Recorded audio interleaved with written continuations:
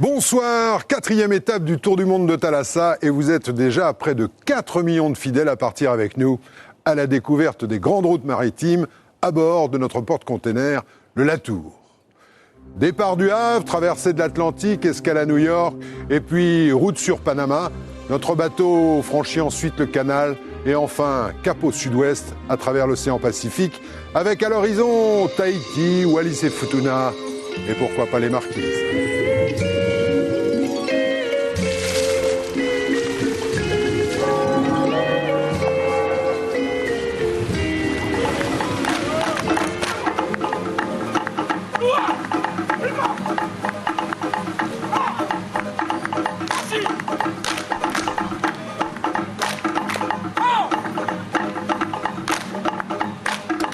Mais pour l'instant, nous retrouvons le Latour au cœur de la Polynésie française. Tout l'équipage se prépare aux manœuvres d'entrée dans le port de Papeete, à Tahiti.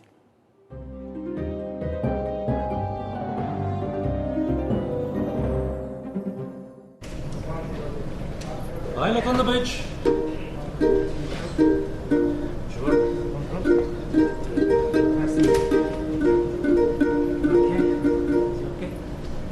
Après 9 jours de mer, le Latour a rallié Panama à Papeete.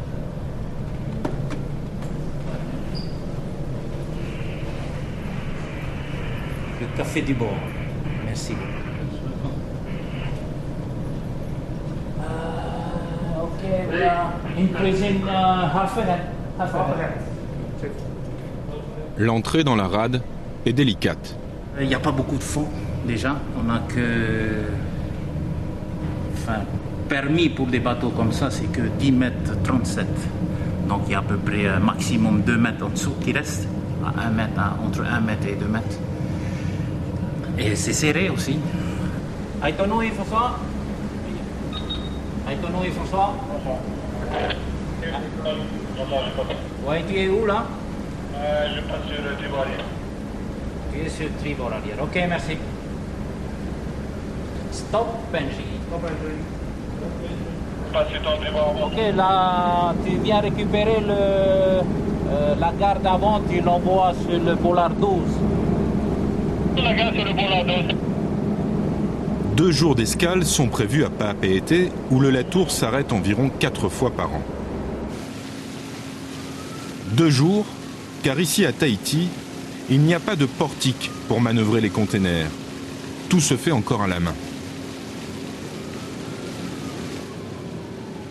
Responsable commercial local de l'armateur, Stéphanie Humbert est chargée de faciliter l'escale au capitaine et à son équipage, visiblement ravis.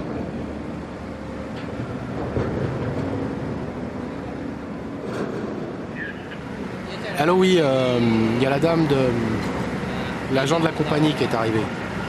Ernesto en bafouillerait presque.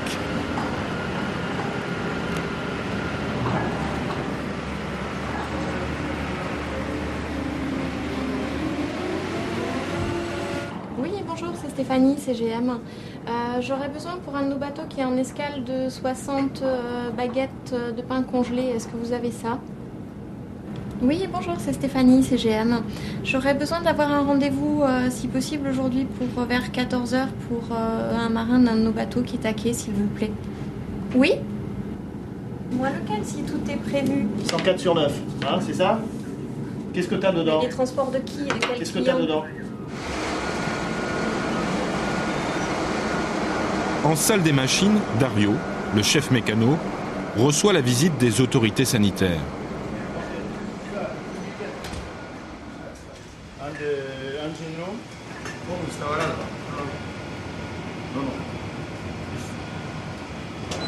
Qu'est-ce que c'est? C'est pour la fumigation des machines. Pendant 1 heure, personne ne doit rester ici. Tout le monde doit sortir. Pendant 1 heure?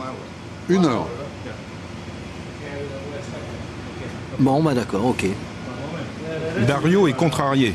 Ça tombe mal, il avait prévu d'entamer une grosse opération de maintenance, un changement de piston.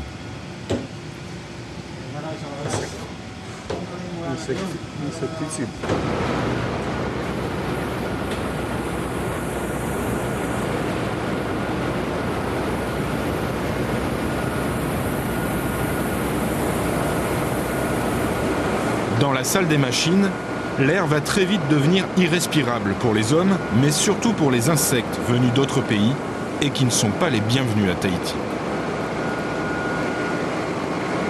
Comme le bateau il vient de Manzanillo et de Canal Panama, il y a des insectes dans ces zones qu'on n'a pas chez nous. Le lorictès, par exemple, c'est un scarabée de cocotier, un rhinocéros de cocotier qu'on n'a pas sur le territoire. Donc tous les cargos qui arrivent de cette zone, on les traite pour lutter justement et protéger notre territoire de cette peste.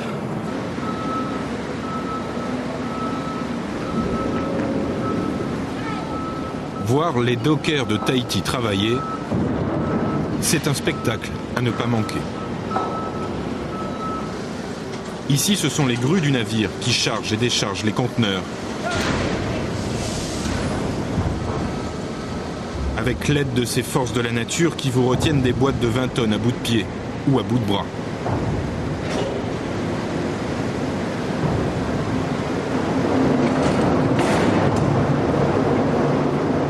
Il y a des petits accidents, quoi, les doigts écrasés, mais mortels, non. C'est pas évident, quoi. Bon, c'est bon, on peut maîtriser la peur, quoi. La société de consommation n'a pas épargné ce petit coin de paradis. Alors le Latour est attendu avec beaucoup d'impatience à Tahiti. Ici, c'est primordial parce que la production locale est quasi nulle, je dirais. Donc tous les biens de consommation, de toute façon, sont importés. Donc ça va des biens d'équipement ménage, matériaux de construction, les produits alimentaires, donc tout ce qui est fromage, fruits, etc. Ce conteneur frigorifique, après avoir passé 35 jours en mer depuis le port du Havre, arrive enfin à destination dans les entrepôts d'un hypermarché local où on va le dépoter. Là, c'est un de nos 2 conteneurs de fromage. On fait 2 conteneurs de fromage tous les 15 jours, systématiquement tout au long de l'année, sans jamais nous arrêter. Voilà. On a à peu près, là c'est un conteneur avec du volume, ça nous fait du 10-11 tonnes. Voilà, 10-11 tonnes.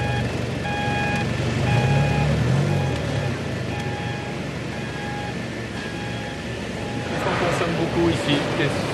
De quoi on raffole? De quoi on raffole? Le poulet est très prisé. Le poulet américain est très prisé. La mayonnaise, les crevettes.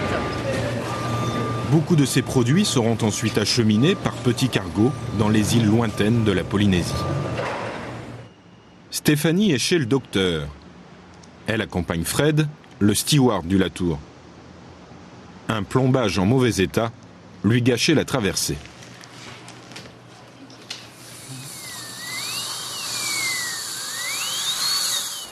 Autre opération de maintenance dans les entrailles du moteur. Dario joue les chefs d'orchestre. Un petit peu sur les nerfs.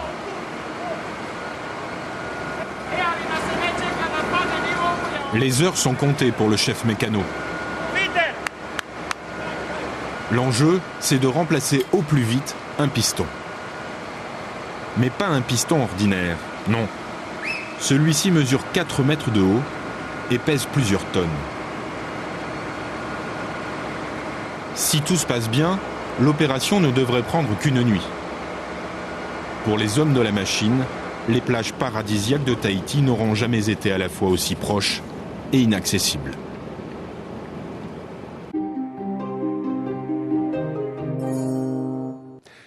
Faire escale à Tahiti, qui n'en a pas rêvé? Le soleil, les lagons transparents, les cocotiers qui apportent un peu d'ombre sur les plages de sable, sans oublier les vainés. Les vainés, est-ce une légende qui remonte aux grands découvreurs? Est-ce une réalité? Est-ce que la longueur du voyage n'amplifie pas la douceur de l'escale? Voici très sérieusement quelques éléments de réponse.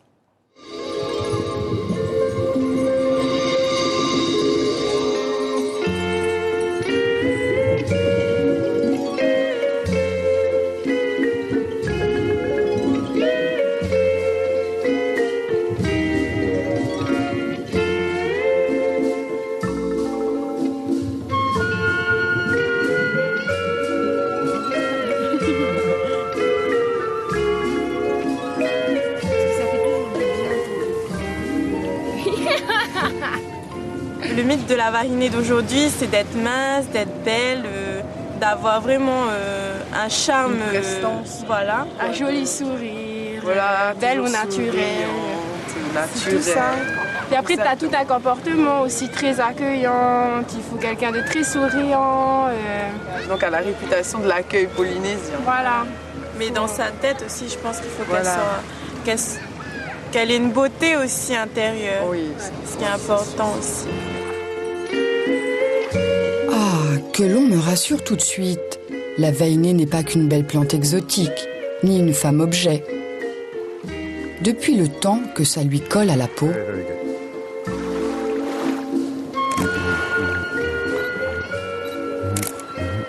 excellent. Cette beauté pure et primitive, vivant en totale harmonie avec la nature, c'est ça qui m'a complètement fasciné et inspiré chez les femmes ici. Et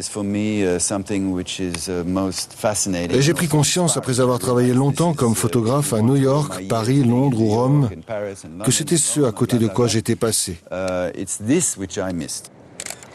Ok, tu restes là et tu te mouilles. Non, pas comme ça. Mouille-toi.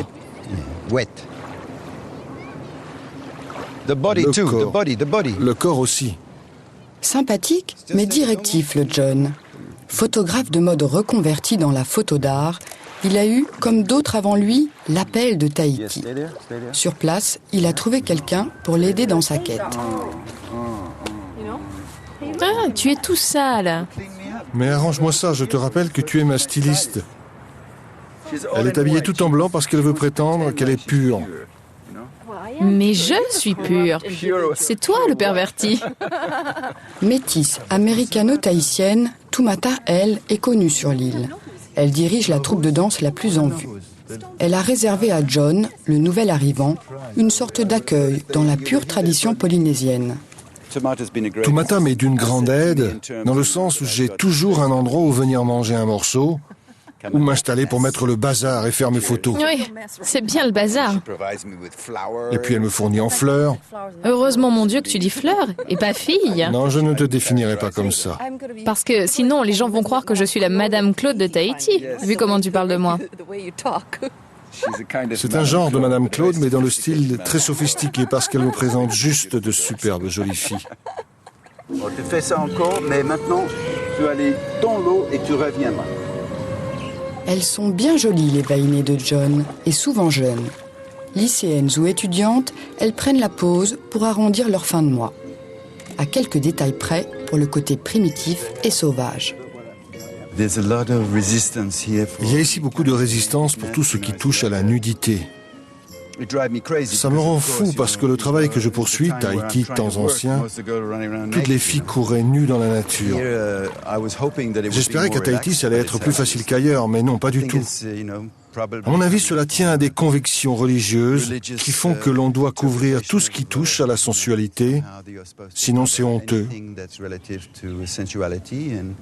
Quelques filles sont d'accord pour poser nues, mais la plupart ont beaucoup de pression de leur famille. Pas simple de faire revivre le mythe d'autrefois. Celui qui ressemblerait à ça, voilà l'image que l'on a tous en tête. Une représentation de la femme que l'on doit au départ à une poignée d'explorateurs qui découvrent abasourdis cet Éden polynésien à la fin du XVIIIe siècle. Et on ne s'en est jamais remis, parce que depuis, la Vahinée fait inévitablement rêver. Mais entre nous, si tout n'était qu'une vue de l'esprit de ces navigateurs en escale, comme John le photographe, car lui aussi est arrivé par la mer avec son voilier.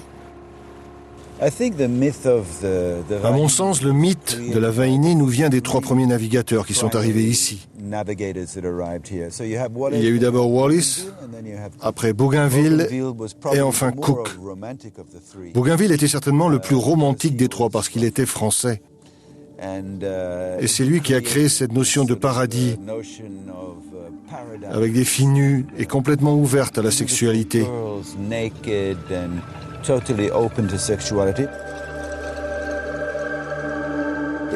c'est en fait ce contact des Européens avec les femmes polynésiennes qui a donné naissance au mythe.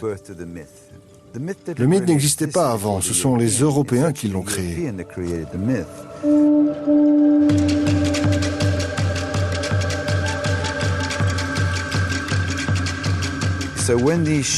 Quand les premiers bateaux sont arrivés avec leur énorme voilure, soudain, pour les gens d'ici, c'était comme si des dieux vivants débarquaient. D'abord parce que les Tahitiens n'avaient jamais rien vu de pareil. Des navires aussi gros, avec des voiles aussi grandes. En plus, ils détenaient le pouvoir du feu avec leurs armes et leurs canons. Et par-dessus tout, ils étaient blancs. À cette époque, en Polynésie, seules les filles aînées des chefs devaient rester à l'ombre, protégées du soleil, parce qu'avoir une fille de peau blanche était considéré comme un signe de noblesse. Donc, quand les Européens sont arrivés, les Tahitiens ont vraiment cru que c'était des dieux.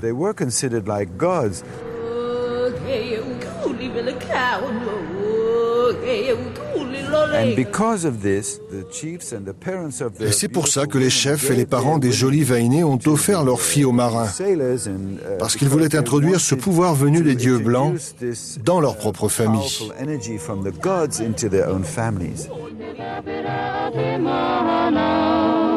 John n'est pas historien, mais en bon anglais qu'il est, il a lu tous les récits de Cook, le troisième explorateur à avoir consolidé à jamais cette vision de la femme offerte. Retour à la réalité. Toumata arrange cette fois les costumes pour sa troupe de danseurs. Ce soir, il y a spectacle. Au programme, une chorégraphie qui nous replonge justement dans le Tahiti des premiers découvreurs. J'imagine ces Européens qui débarquent sur une île comme la nôtre, de la France, où les femmes elles avaient toutes ces grandes robes et tout ça, et puis ils trouvent une des tribus, entre guillemets, de filles pratiquement à poil, en train de faire des mouvements totalement... à mon avis, c'était nuisible à leur santé, parce qu'ils ne pouvaient pas retenir leur rythme cardiaque. Elle faisait aussi des couronnes, je ne sais pas si vous savez ça, mais des couronnes pour séduire les hommes, tu sais, avec le miri, le pandanus. Elle concoctait des couronnes qui sentaient tellement bon que les hommes, ils étaient envoûtés. Toumata le sait bien. Elle est née d'une histoire d'amour entre un navigateur américain et une mère tahitienne. C'était au milieu des années 50. On est en plein Tahiti Belle Époque. De nouveaux navires arrivent de partout, et plus seulement à la voile.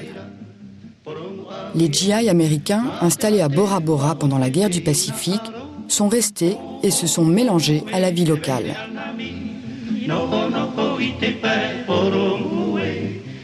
Puis, des garnisons entières de techniciens, marins et militaires français déferlent par dizaines de milles sur Tahiti pour l'installation du centre d'expérimentation nucléaire.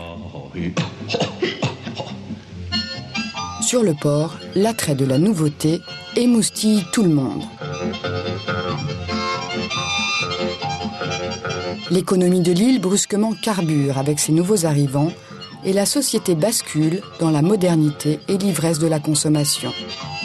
Mais le paradis est toujours là, muni de ses atouts enchanteurs que quelques années plus tard, tournage de films ont magnifié par des fictions au lyrisme contagieux. La Polynésienne maintenant de nos jours, moi je dirais elle a plus cette réputation de fille facile, entre guillemets, mais c'était pas par perversité qu'elles étaient faciles, comme on le disait. Hein.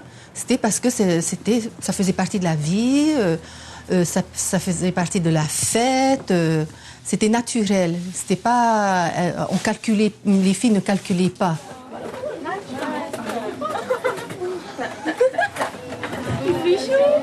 En loge avec les danseuses de Toumata. L'heure du spectacle approche, l'odeur est enivrante et tout ici nous ramène au mythe d'avant.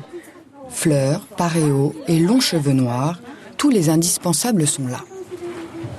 On est des Tahitiennes, donc les cheveux ne sont pas blonds en tous les cas. De préférence, avoir de longs cheveux, c'est mieux pour danser. Pourquoi ? Ben, c'est la beauté de la femme. Hein. Avoir de longs cheveux, c'est la beauté de la femme tahitienne, la danseuse tahitienne. Ce qu'elle ne dit pas, c'est qu'il y a quand même quelques astuces pour l'effet crépus de leur tignasse. normal. Tu me fais une permanente, tu te dis, ça tient jamais. Mais il faut que tu te laisses mouiller. Ben voilà, il faut bien serrer par contentation. Mais ça pue pas les cheveux après? Mais non. Non, mais après, regarde, ça sent bon, L'Oréal. Parce que je les vois bien.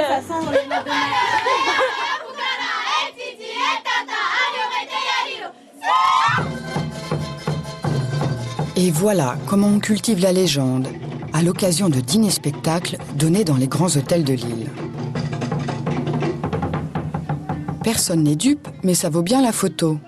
La Vahinée est là, avec son éternel déhanché, gracieux, sensuel, mais aujourd'hui sans suite.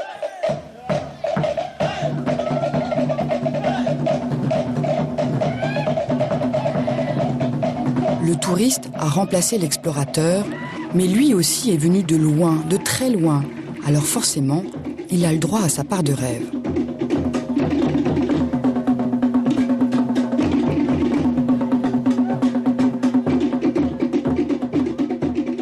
J'aime bien me raccrocher à ce mythe parce que je ne fais pas partie des gens qui disent le mythe de la Vahinée, c'est ringard et tout ça. Moi, je crois qu'il faut un mythe pour faire rêver les gens à un moment donné.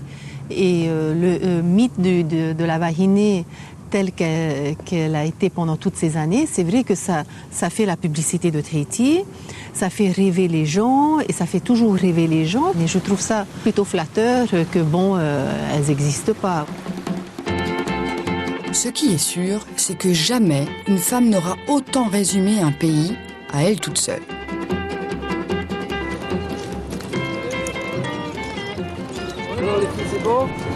Le roi de la carte postale, c'est lui, Teva Sylvain. Il est d'ici et vite, très vite, il s'est intéressé à la Vahinée, avec un regard bien à lui. Chaque année, il imprime plus d'1 million d'images que l'on retrouve partout. Affiches publicitaires, briquets, cartes postales, calendriers et sets de table. Et bon, mais ça fait le tableau de Gauguin là. Il y a normalement, elles sont 5 sur un banc. Mademoiselle. Ça va, Georges?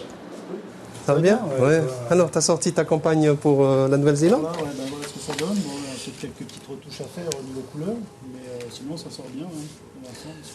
Ouais, il faudra quand même qu'on reprenne un petit peu sur celle-ci. La Vahinée, c'est un produit qui s'exporte dans le monde entier. Bien sûr, c'est plus facile à l'exporter dans notre région, en Nouvelle-Zélande, dans les îles Hawaï. Mais ça va en France, ça va en Allemagne, ça va un peu partout, aux États-Unis aussi. On a des commandes qui viennent des États-Unis, on les reçoit par mail. C'est pas mal, ouais. Là encore, ça va, hein. Celle-là, elle est bien, hein, elle est propre. Mais les Vahinées de Teva ne sont pas celles que l'on croit. La culture tahitienne ne voit pas toujours d'un bon œil ce genre de photos. Du coup, les modèles viennent souvent d'ailleurs pour poser dans des calendriers un peu olé olé. On a des filles qui ne sont pas vraiment des Tahitiennes. Celle-là, c'est une Argentine carrément. C'est une fille de Montpellier qui est venue spécialement pour poser pour la série des calendriers 2008. Et je pense que le cliché du mythe demande à ce que les seins soient à l'air. Hein. Titi à l'air, on dit en Tahiti. Hein.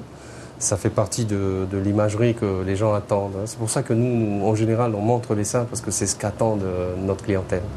Ils ne veulent pas particulièrement une Tahitienne avec une peau bien mate, des cheveux longs, noirs, des yeux bien brillants et noirs. Non, je crois qu'ils cherchent surtout une belle femme, une jeune femme qui soit dans un décor à Tahiti, sur les plages de sable blanc. C'est ça l'idée de la Vahinée qu'ils se font. On l'aura compris. Pour suivre les exigences du marché, rien de tel qu'une Vahinée plongée dans un lagon. Teva adore l'effet produit entre requins, murènes et autres prédateurs. Mais avouons-le, tout ça n'est que mise en scène, fantasme au masculin, peut-être comme le mythe d'ailleurs. C'était dès le départ déjà un jeu. Si ce n'était pas un jeu, c'était carrément une mise en scène. Bougainville a fait l'objet d'une présentation à la mode de l'époque, c'est-à-dire avec le faste et beaucoup de côté sensuel dans l'approche féminine. Et les Tahitiens savaient très bien qu'arrivant de loin, tous ces Européens étaient sensibles à la jante féminine. Donc ils ont tout fait pour les séduire, parce qu'ils voulaient les séduire, ils voulaient qu'ils restent ici. Donc les Tahitiens ont fait en sorte que Bougainville soit complètement, et tout son équipage, soit complètement sous le charme. Et ils y sont arrivés. Hein. Ils n'ont pas loupé leur coup. Ça fait du bruit tout ça. Il y en a marre de cette illusion. Forcément, la Vainé existe aujourd'hui autrement et ailleurs. Direction l'île de Wainé, qui veut dire le sexe de la femme en tahitien. Il y a ici une énergie troublante. On est comme envoûté, même sans collier de fleurs. Une plage de sable blanc, le lagon, des cocotiers. Le cliché est parfait. L'Éden est bien là où Chantal Spitz installe son petit nid douillet. On va être bien ici. Tu vois, le matin, tu te réveilles, tu es à la fenêtre là, tu regardes. Et toute la journée, tu es là face à la mer. Quel plaisir. Comme dans les films. Comme dans les bronzés. Un coin de paradis, d'accord, mais pas de Vainé lascive ici. Chantal est romancière et c'est là qu'elle se ressource.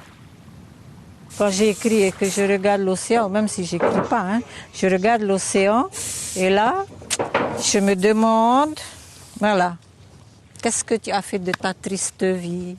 Ou qu'est-ce que tu vas faire? Ou voilà, c'est là que je médite le mieux et que je réfléchis le mieux, c'est face à la mer. Et quand elle médite, c'est pour mieux parler du mythe, celui qui l'agace, qui la met en colère. Chantal a écrit plusieurs textes assassins sur Gauguin, Loti et tous ceux qui n'ont Dieu que pour les filles de Tahiti. Mais moi, on ne me fera pas croire qu'on s'est précipité dans la couche de ces marins, parce que là aussi, le bon sens, on réfléchit, on essaie de voir le contexte de l'époque. Ils viennent de passer 6, 8, 10 mois sur un voilier. Là, l'état sanitaire était lamentable. Ils avaient dû prendre une douche de temps en temps avec l'eau de mer. Ils avaient les gencives et les dents complètement abîmées par le scorbut, la mauvaise haleine. Ils étaient brûlés par le soleil, ils étaient hirsutes. Enfin, le tableau, là je suis un peu méchante, mais le tableau, et on voudrait nous faire croire qu'ils débarquent ici et que les Vainé Tahiti habitués à des hommes jolis, bien bruns, bien propres, se seraient précipités dans leur couche. En plus, on nous fait croire qu'on se sentait honoré. Non, là, c'est un peu trop pour moi quand même.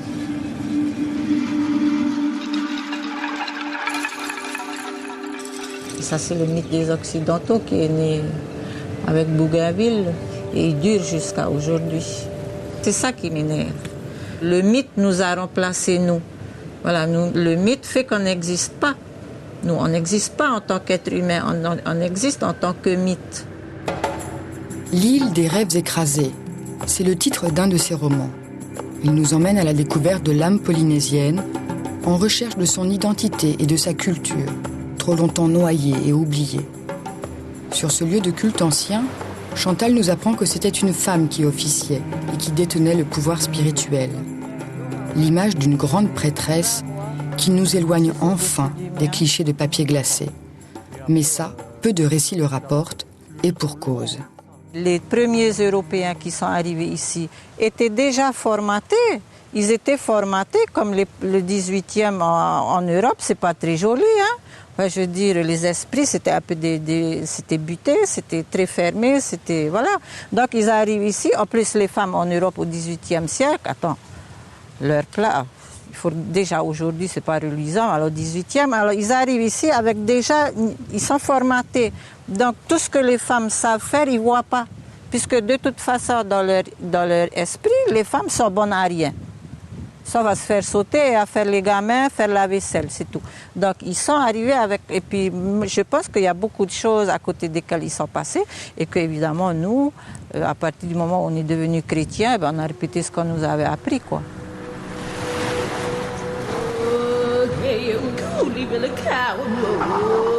Pourtant, n'en déplaise à certains, la femme a gouverné partout en Polynésie.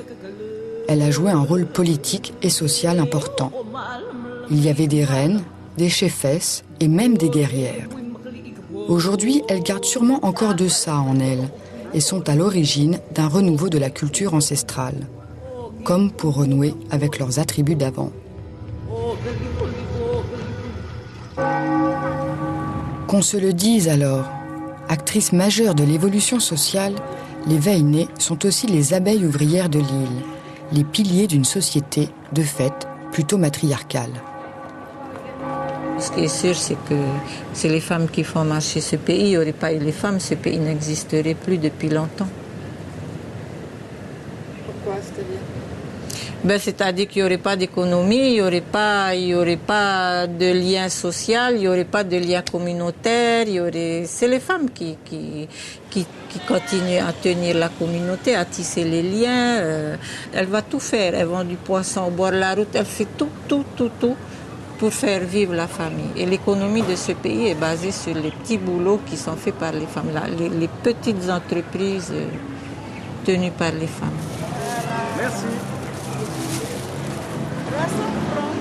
Les femmes ont beau être impliquées dans la vie économique, la Vaïné se rappelle toujours à elle, telle une sirène pour continuer à attirer le voyageur et le plonger dans une douce ivresse au milieu du plus grand océan du monde. Chantal a beau s'énerver, mais inlassablement, on mettra une fleur à l'oreille de la Polynésienne. Ce qui m'énerve encore plus, c'est que nous-mêmes, on reprend le mythe à notre compte. On s'efforce d'y ressembler, on s'efforce, voilà, et puis ça fait vendre la Polynésie à l'extérieur, ça attire le touriste, voilà. Non, c'est une marchandise, quoi. C'est un label, on va dire, c'est un label pour attirer les clients. Ou attirer les nouveaux explorateurs, comme John, l'artiste photographe. Il n'est pas le premier à avoir quitté femmes et enfants en quête de cette beauté des îles. Qu'il choisit d'ailleurs de photographier en noir et blanc, comme une allusion au passé, celui qui nous rappelle que le paradis existe bien. Alors, c'est sûr, le mythe de la Vaïné est aujourd'hui encore vivant, mais pas réel. Il appartient à notre imaginaire. Au fil des siècles, on l'entretient, on le cultive sans cesse, comme dans ses archives, parce que finalement, cette femme, au plus profond de nous, renvoie à quelque chose de fondateur pour notre culture. L'Éden, le paradis sur terre.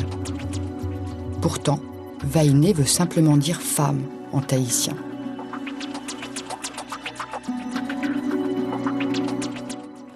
Retour à Papeete où notre bateau, le Latour, est toujours en escale. Dans la salle des machines, on continue à travailler, car dans quelques heures, le bateau devra reprendre le large.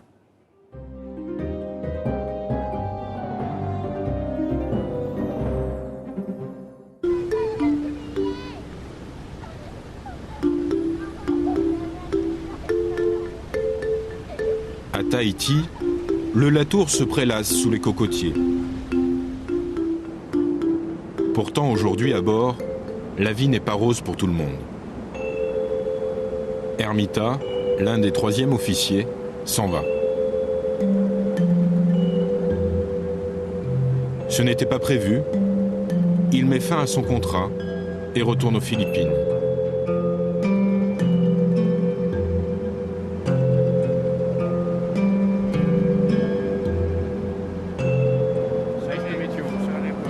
Désolé, mais ça va pas fort, je dois y aller. J'étais ravi de vous connaître, les gars. Ok.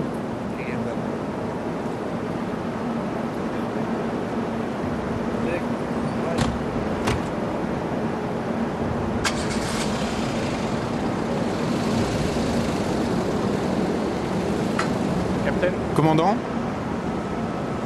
Alors qu'est-ce qui se passe? C'est triste, mais parfois on a des problèmes de famille. Et sa présence était réclamée chez lui. Je ne connais pas les détails, mais ça fait partie de notre vie.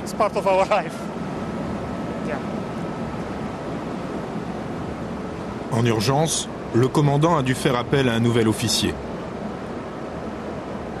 Il arrivera à Nouméa à la prochaine escale. Dans la salle des machines, les opérations de maintenance s'achèvent dans une chaleur suffocante. Le piston a été changé et les hommes n'ont pas beaucoup dormi.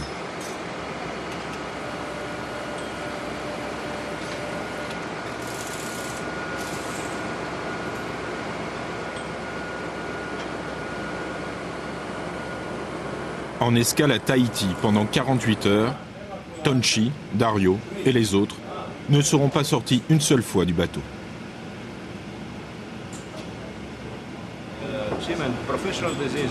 Les maladies professionnelles des marins, c'est le cholestérol, c'est le stress, l'hypertension aussi. Beaucoup d'entre nous, après 60 ans, ont aussi des attaques cérébrales. Même ceux qui sont maigres, hein, pas seulement les gros comme moi. Le stress nous tue tous.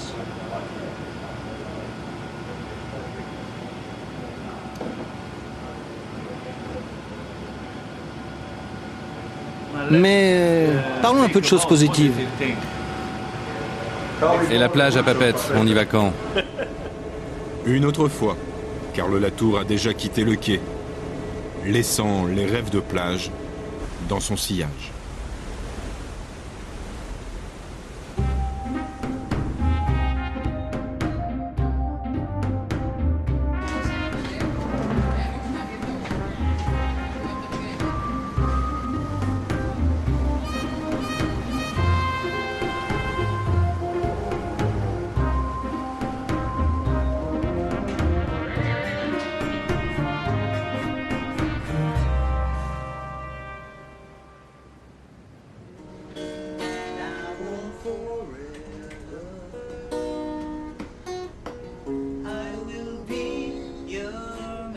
Les marins ne traînent généralement pas pour rejoindre leur cabine. Dès 20 h, il n'y a plus personne dans les couloirs. Regarde, c'est comme une cellule. 4 murs, un tout petit monde. C'est tout. Et tu restes ici pendant tout ton contrat.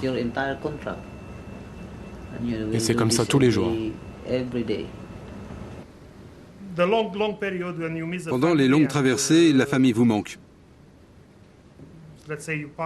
Et si en plus le temps est mauvais, vous devenez vraiment fatigué. Alors là, on a vraiment besoin de faire une pause.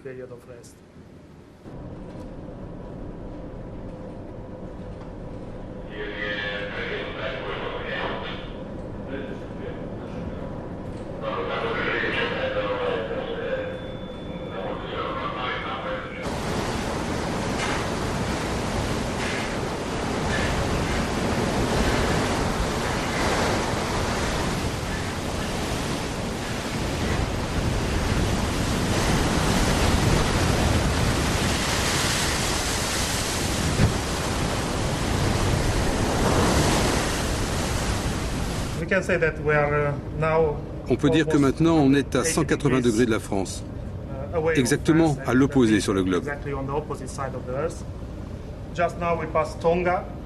On vient de passer les îles Tonga. Elles sont connues aussi sous le nom des îles amicales. C'est encore le capitaine Cook qui leur a donné ce nom. C'est une monarchie actuellement. Demain, on passera au sud des îles Fidji. Et la prochaine escale, c'est la Nouvelle-Calédonie.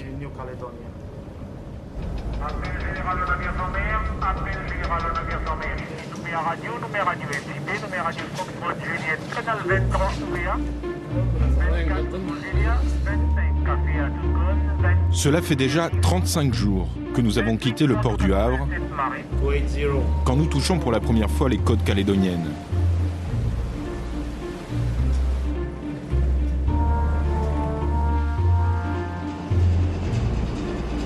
Le Latour s'engage dans le canal d'Havana.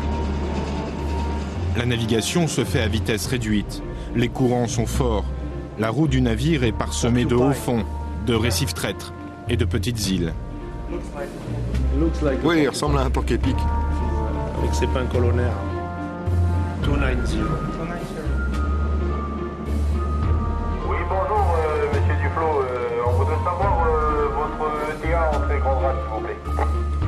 Oui, je serai à 15h30 sur rate. 15h30. Très bien, merci.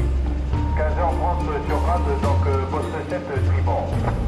Poste 7 tribord. Merci à tout à l'heure. Paradis des véliplanchistes, Nouméa est aussi un comptoir économique important aux antipodes. Le Latour repartira avec quelques conteneurs de crevettes, mais surtout du nickel.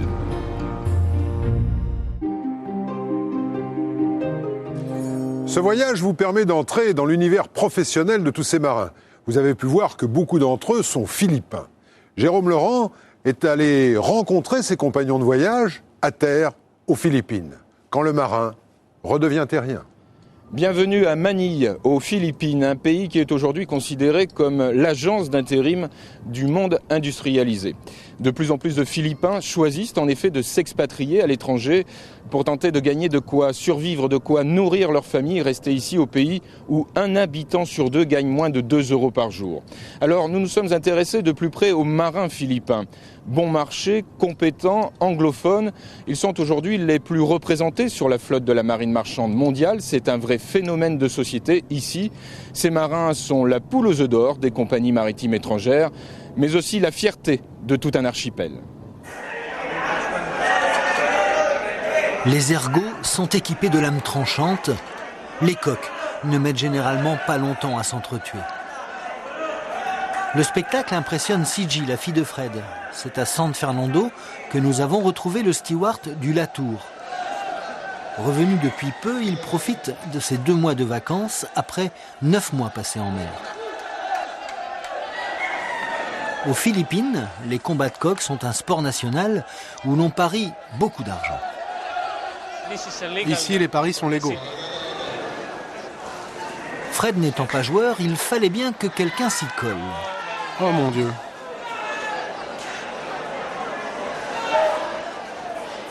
Oh, merde. He's dead. We are not lucky. Bon, sur ce coup-là, on n'a pas eu de chance, c'est vrai. I lose. Maigre consolation, nous ne fûmes pas les seuls à avoir perdu des plumes dans cette histoire. Mais le coq est toujours vivant, là? Oui, oui, il est juste recousu. Pour un autre combat? Non, non, il faut attendre quelques mois. Il a besoin de se reposer. San Fernando est une grande ville provinciale à 300 km au nord de Manille. Fred vit dans un quartier populaire en compagnie de ses 2 enfants, de ses beaux-parents et de sa femme, Nora.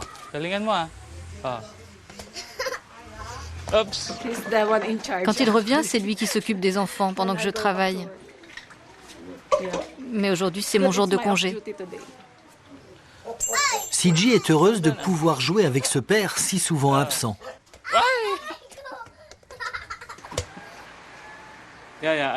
Alors lui, je l'ai quitté la dernière fois. Je pense qu'il devait avoir 3 ou 4 mois. Et maintenant, il a plus d'1 an. Ouais. Un peu plus d'1 an.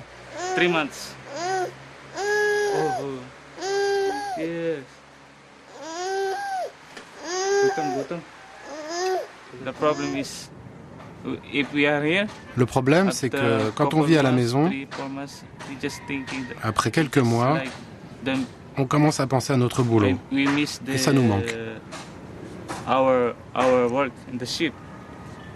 Et une fois qu'on est sur le bateau, c'est la maison et la famille qui nous manquent. C'est compliqué.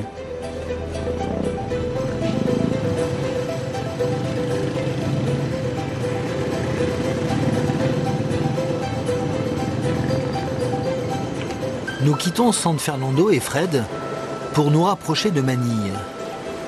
Nous rejoignons la banlieue et ses lotissements résidentiels où nous a donné rendez-vous un autre marin du Latour.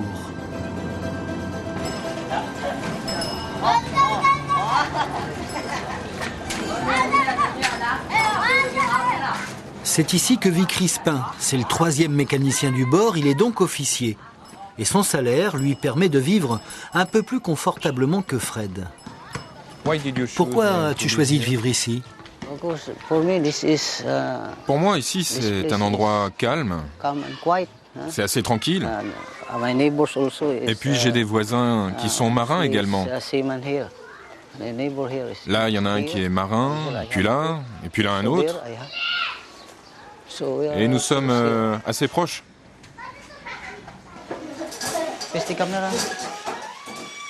Pas facile pour Crispin de retrouver son rôle de père après 6 mois passés en mer, où les relations familiales se gèrent la plupart du temps par téléphone interposé. N'ayez pas peur les enfants, n'ayez pas peur.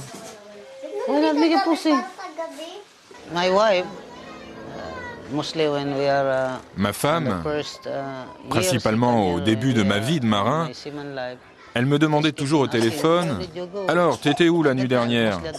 Tu es sorti du bateau? Qu'est-ce que tu as fait dans le port ?» Ah, je ne sais pas ce qu'elle s'imaginait. Toujours, elle me demandait « Où es-tu allé? À quelle heure tu es rentré ?» Vous voyez, ce genre de questions. Alors moi, je lui répondais « Non, mais j'ai rien fait de spécial, je suis juste allé au Seamen's Club. » Quoi? Au club? Quel club? Non, mais le club, c'est juste une aumônerie pour les marins. Et maintenant? Ah, maintenant, elle est habituée, bien sûr. Alors, tu es allé au club? Ah non.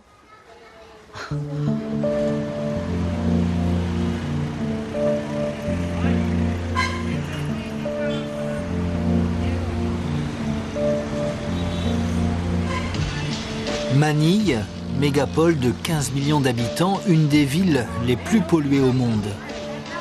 Ici, les hôtels luxueux côtoient les bidonvilles. Un Philippin sur 2 vit avec moins de $2 par jour. Alors la seule solution pour s'en sortir, c'est de partir à l'étranger. Rendez-vous est pris au ministère des Travailleurs émigrés. Dans ce bâtiment, grand comme un hall d'aéroport, des milliers de Philippins viennent ici chaque jour déposer leur passeport pour obtenir les visas nécessaires à leur futur emploi de femme de ménage, d'infirmière, de maçon ou de marin, à Paris, Londres, Singapour ou Dubaï. Ici, on enregistre officiellement 8 millions de travailleurs expatriés, dont 300 000 marins.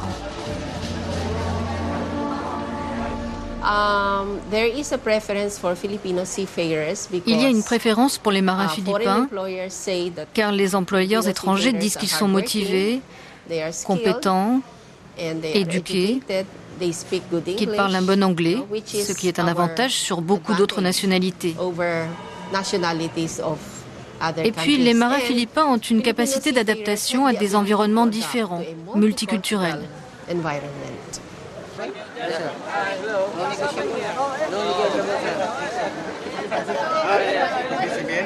Voici Luneta.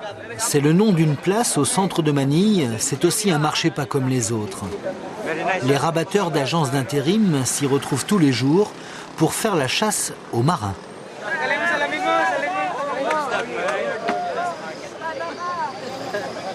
Tiens, regarde ce boulot. Il recherche un ingénieur en second pour $2300 par mois.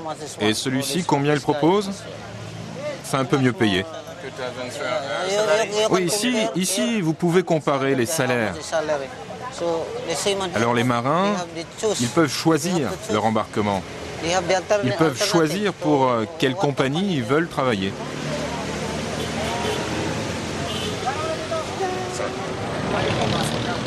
Les officiers sont les plus recherchés. Les salaires peuvent atteindre plus de $8000 par mois pour un commandant de chimiquier.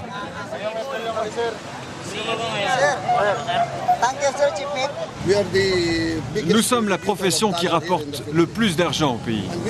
Nous sommes les premiers fournisseurs de marins au monde et nous approvisionnons près de 27% de la flotte mondiale. C'est bien nous, les Philippins. Mais qu'est-ce que vous pensez des marins français ou des marins européens qui disent que vous leur piquez leur boulot en fait? Alors écoutez, en fait tout ça dépend du choix de l'armateur. Nous on n'a rien à voir avec ça. Tu prends l'exemple d'un propriétaire qui veut un équipage pour son bateau. Il en trouve un. Ah oui, mais celui-là est trop cher. Alors il en trouve un moins cher et qui sera quand même compétent pour amener son bateau en toute sécurité à son port de destination. Alors à même niveau de qualification et de compétence, moi je prends l'équipage le moins cher.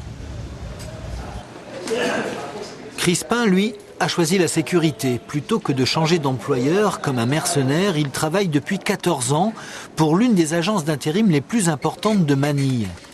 Ici sont recrutés des marins qui iront fournir les équipages des plus grandes compagnies maritimes européennes. Carrir, c'est le nom de l'entreprise, sous-traite la main-d'œuvre de plus de 250 bateaux dans le monde. Cela va du porte-conteneurs au Queen Elizabeth II.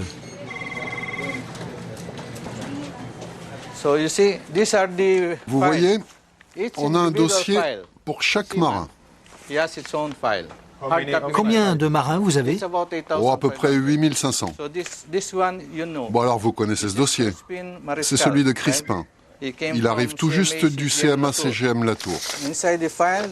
À l'intérieur du dossier, il y a d'abord une lettre d'allocation de salaire. Ici, c'est la femme de Crispin. Il lui reverse 80% de son salaire chaque mois à sa femme, directement sur son compte bancaire. Ce sont les marins qui décident de l'allocation ou c'est une loi? C'est une loi gouvernementale.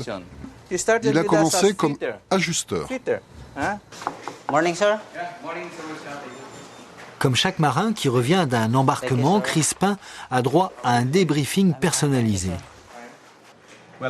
Bienvenue à la maison, Crispin. Je vois sur votre dossier que vous êtes déjà prévu sur un nouvel embarquement. Vous savez que nous avons une date pour vous, alors vous êtes supposé rejoindre le CMA-CGM Orca dans 8 semaines à Hong Kong. Cela fait si longtemps qu'il travaille pour notre compagnie et il n'y a jamais eu aucun problème avec lui. Il travaille dur, les chefs mécaniciens l'aiment beaucoup, il est très expérimenté. Et il a de bonnes relations avec tout le monde à bord, c'est très important, avec les officiers comme les marins. Pas de problème donc pour Crispin. Ce n'est pas le cas de ce marin qui rentre prématurément de mission. Alors vous êtes Bosco, vous étiez sur le Blue Whale, hein, c'est ça. Mais qu'est-ce qui s'est passé? Pourquoi êtes-vous resté moins de 3 mois à bord? J'ai perdu mon passeport, monsieur. Ah oui, vous avez perdu votre passeport. Oui, monsieur. Vous avez perdu votre passeport, mais avez-vous perdu aussi votre visa américain? Oui, monsieur. Oh mon Dieu. Vous savez que quand vous perdez votre visa américain, l'ambassade demande un délai d'1 an avant de pouvoir le renouveler. Oui, monsieur. Ça fait 365 jours. Oui. Pour ce Bosco, plus question de travailler sur les bateaux qui font escale aux États-Unis pendant 1 an. Chez Carrir, on ne vient pas seulement débriefer son dernier embarquement ou faire renouveler son passeport. Ici, les marins viennent aussi toucher leur salaire et leurs heures supplémentaires, chercher leur tenue de travail qu'ils porteront sur le bateau. L'agence d'intérim a aussi créé sa propre école de marins. Tous futurs salariés de Carrir.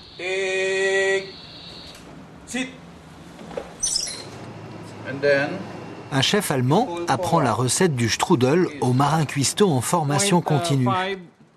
On peut aussi réviser des cours de mécanique. Tout cela, c'est l'œuvre d'un seul homme, Kurt Ogel, un ancien marin hollandais. Être un marin aujourd'hui aux Philippines, c'est l'assurance d'avoir une bonne position sociale, une bonne profession. Alors qu'en France, je dirais, être un marin, ce n'est pas vu comme une bonne profession. Ce n'est pas un métier considéré.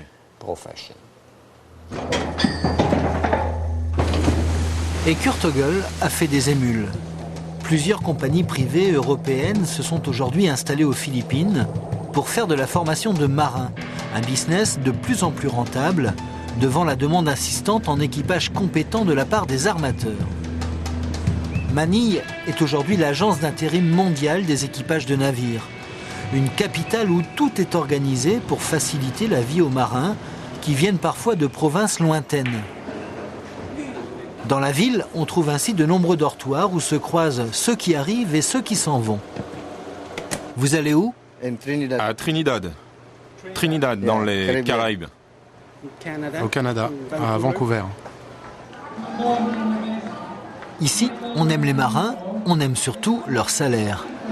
L'un des organismes les plus puissants de cette corporation, c'est sans doute l'AMOSUP, un syndicat de marins qui a édifié son propre hôpital pour ses membres et leurs familles, un cas unique au monde.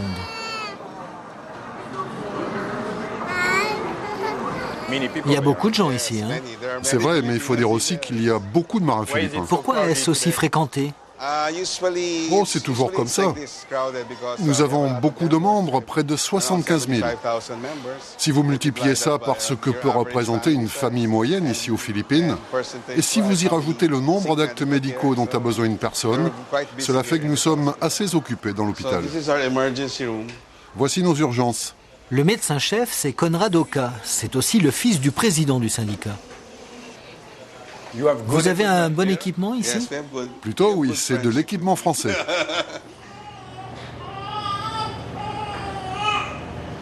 Ce sont des futurs marins ? Voilà, de futurs marins. Membres du syndicat ? Bien sûr. Quand vous êtes en mer et que vous êtes loin de votre famille que vous avez laissée à la maison, c'est toujours rassurant de savoir qu'ils pourront être soignés en toutes circonstances. S'il y a le moindre problème, ils savent que l'on prendra soin d'eux. Comme ça, les marins ont l'esprit tranquille. Oui, en paix.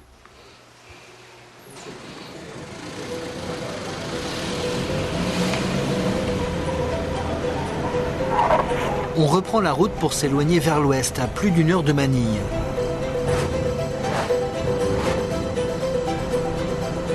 Aujourd'hui, avec la croissance du commerce mondial, s'il y a de plus en plus de navires, on manque en revanche cruellement d'officiers pour les commander.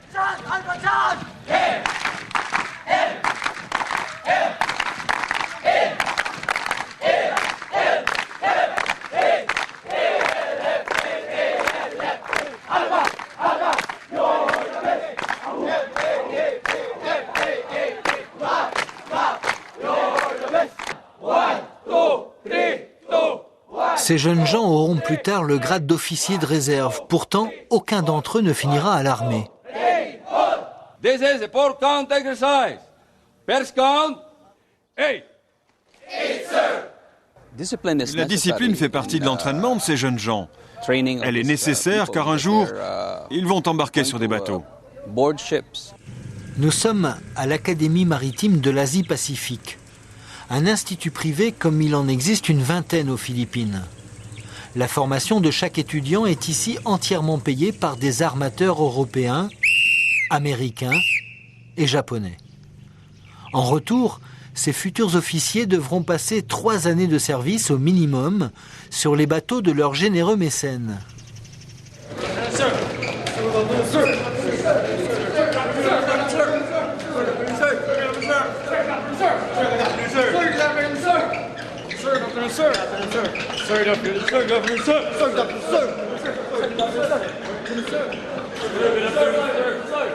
Si le cursus est en 5 ans, apparemment, le cap de la première année est le plus difficile à passer.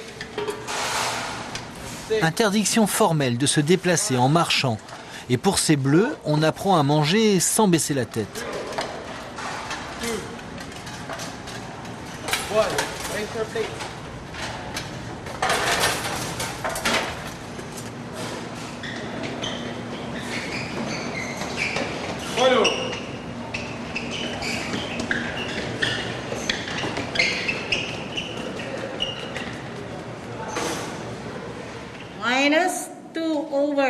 Ici, on forme l'élite de la marine marchande, futur capitaine ou chef mécanicien, Ces jeunes Philippins iront prendre les commandes des porte-conteneurs, des pétroliers ou des navires à passagers sur toutes les mers du monde.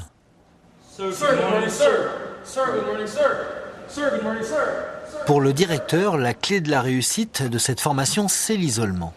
On veut les préparer à une carrière qui va les amener loin de leur famille, pendant parfois une année complète. Donc ici, on les entraîne déjà à être loin de leur famille, de leurs proches, des gens qu'ils aiment, mais aussi des endroits où ils pourraient traîner après la classe. Donc je pense que ce lieu est idéal pour leur formation.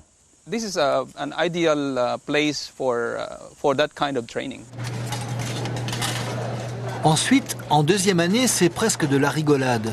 L'atmosphère est un peu plus détendue. Il n'y a que pour les réponses aux questions qu'on est encore un peu au garde à vous. C'est pas trop dur de se lever tous les jours à 5 heures? Monsieur, on est entraîné à faire ainsi, monsieur. Chaque jour, il faut observer l'emploi du temps. Et chaque jour, je dirais que la vie devient meilleure, monsieur. Et quand vous prenez vos repas, vous avez le droit de parler? Vous ne pouvez pas. Vous êtes à la cantine, vous devez manger proprement et bien vous nourrir. Mais vous n'avez pas le droit de discuter.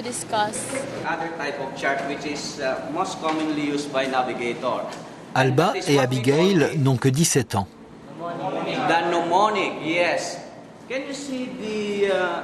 Dans quelques années à peine, après une solide formation et un an de stage à bord d'un vrai navire, ils pourront embarquer comme officiers, avec déjà un bon salaire.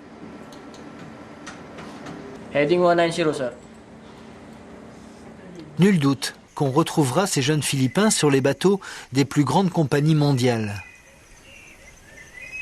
La compétition que se livrent les armateurs pour régner sur le commerce maritime se joue aussi dans ces écoles.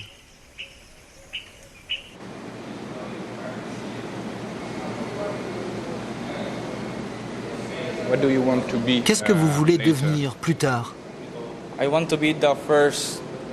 Je veux être le premier officier biqualifié de l'histoire des Philippines. C'est mon but, monsieur.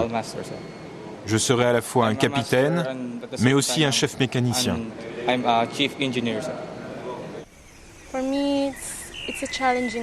Pour moi, c'est un challenge. Même si une femme n'a pas la même force physique qu'un homme, nous pouvons commander, nous pouvons résoudre des problèmes et conduire des machines aussi bien que les hommes. Donc je veux prouver à tout le monde et à chacun d'entre vous que ce qu'un homme fait, une femme peut aussi le faire. Voilà, c'est dit et bien dit, mais après tout, aux Philippines, c'est une femme qui est présidente de la République.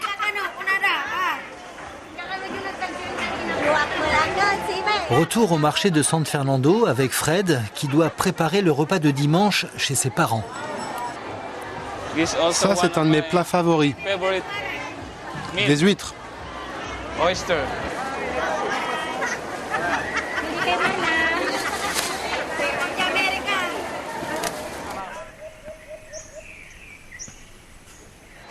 Fred est le dernier d'une famille de 9 enfants. Ses parents sont paysans, il est le seul à travailler à l'étranger. Et son salaire ne sert pas seulement à faire vivre son ménage, mais aussi toute une petite communauté.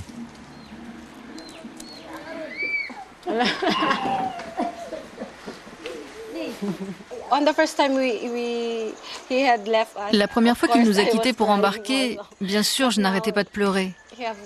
Mais maintenant qu'il a déjà fait ça plusieurs fois, nous sommes habitués, alors ça va.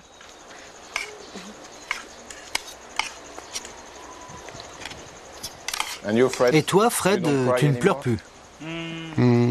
Si, parfois. Non, je dois rester fort.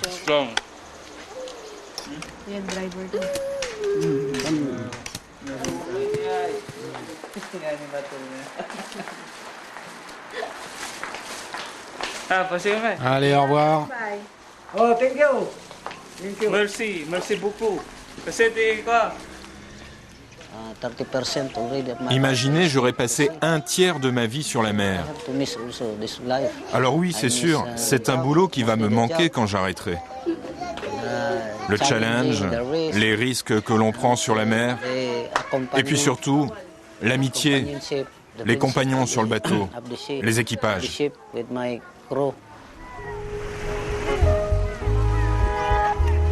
S'occuper de la famille, de ceux qu'il laisse seuls plusieurs mois par an, Crispin comme Fred s'en font un devoir.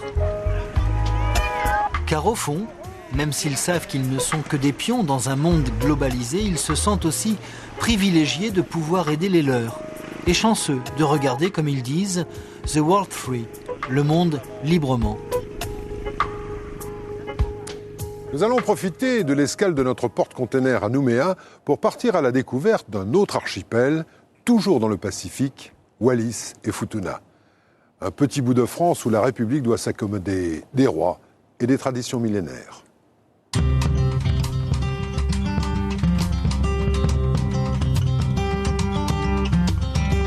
Le roi de Wallis est mort. Il s'appelait Tomasi Kulimoetoke. En France, un quasi inconnu. Ici, c'était un dieu vivant. Tomasi était paysan avant de devenir roi, un roi français au milieu du Pacifique. Nous sommes arrivés quelques mois plus tôt découvrir ce territoire français un peu oublié. Perdu entre Tahiti et la Nouvelle-Calédonie, Wallis est un royaume. Dans les années 60, les Wallisiens ont voté pour devenir français.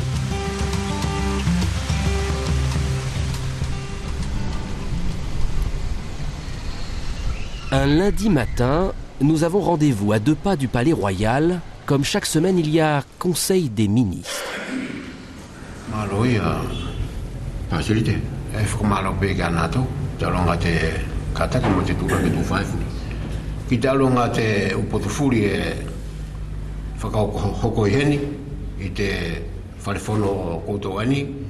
À Wallis, chaque village a un chef, chaque région a son représentant, 6 ministres et un premier ministre.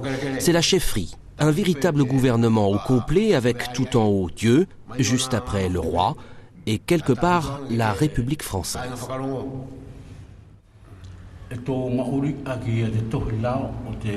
Ici, nous vivons avec le livre des lois du royaume de l'Avesnois. La royauté existe au sein de la République. Et il y a des textes qui ont été signés.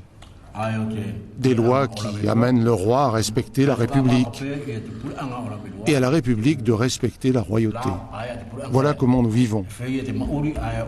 C'est un respect mutuel entre le roi et la République française. Wallis vit selon des règles millénaires, une société basée sur un système hiérarchique plutôt compliqué pour nous. À la tête, il y a les Alikis. Les Alikis sont les nobles de Wallis. Ils seraient les descendants des premiers guerriers arrivés sur l'île. C'est parmi eux que sont choisis les rois. Alors pour comprendre, nous sommes allés au dépôt de pétrole de Wallis. Voici Lafaele. Il est le gardien de nuit ici depuis 28 ans. C'est un bon poste, un salaire qui le fait vivre lui et plusieurs familles, un privilège pour un Wallisien. Lafaele est aussi d'une lignée royale.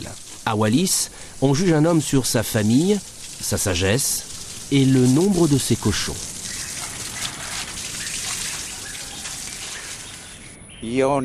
Au cours de ma vie, les villageois m'ont désigné pour que je sois le chef du village.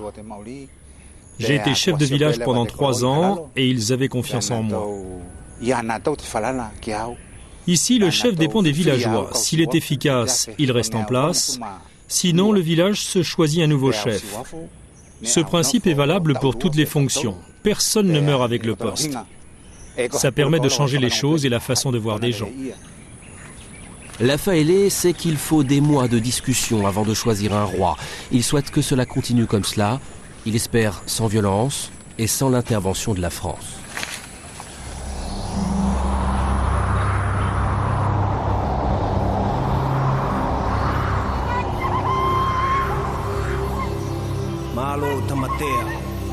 En 1766, un capitaine anglais, Samuel Wallis, croise au large d'une île inconnue à 400 km des Tonga. Le lagon apparaît comme une forteresse. Wallis s'aventure dans une passe, mais la population lui semble menaçante, alors il reprend la mer. Samuel Wallis aura donné son nom à l'île sans jamais avoir mis pied à terre. Pendant près d'un siècle, les Wallisiens ne verront pas un blanc. Les Européens ont peur des îles du Pacifique, des peuples que l'on dit cannibales. En 1837, un premier missionnaire débarque. À force de patience, il convertit le roi, met fin au cannibalisme. 2 ans plus tard, les premiers Wallisiens sont baptisés. En 1942, en pleine guerre du Pacifique, Wallis devient une base américaine. Plusieurs milliers de soldats s'installent et 2 ans plus tard, l'US Army s'en va en laissant derrière elle l'aéroport et quelques routes.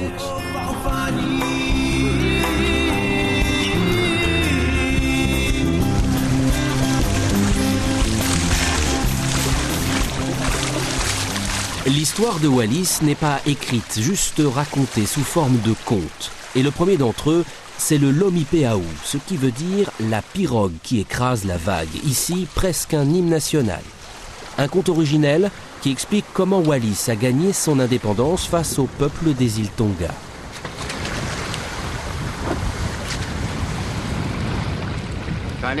Il y a très longtemps, Taitala, un jeune noble de Wallis, rencontre sur la plage un prince tongien. Il lui vole son bateau et part au large. Le tongien est furieux. Tu ne sais pas construire toi-même une pirogue, alors tu voles la mienne. Le jeune Wallisien se sent humilié. Il va voir son père et sa mère, et chacun d'eux lui construisent une pirogue. Taitala réunit ces 2 pirogues pour ne faire qu'un bateau, une double pirogue, le Lomipeau.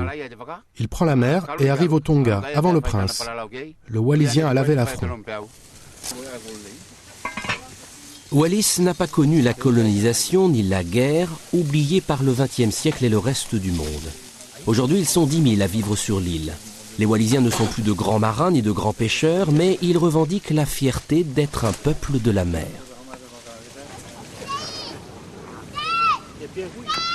Dans la Polynésie, nous faisons partie des plus grands voyageurs du Pacifique. Tout le monde a évolué avec le temps, sauf nous qui avons envie de conserver cette tradition de voile qui nous a permis quand même à rejoindre les îles voisines qui sont telles que le Samoa, les Tonga, les îles Fidji et tout autour. Jusqu'en Nouvelle-Calédonie, on a été en voile, et même plus haut en Asie du Sud.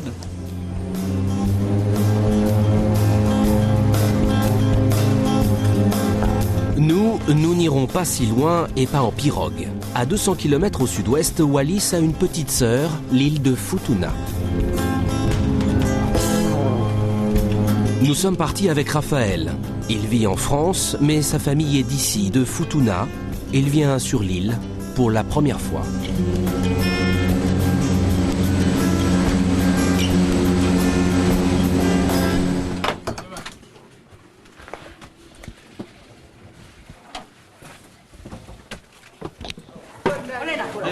Raphaël est artiste peintre, la fierté de sa famille, l'enfant du pays.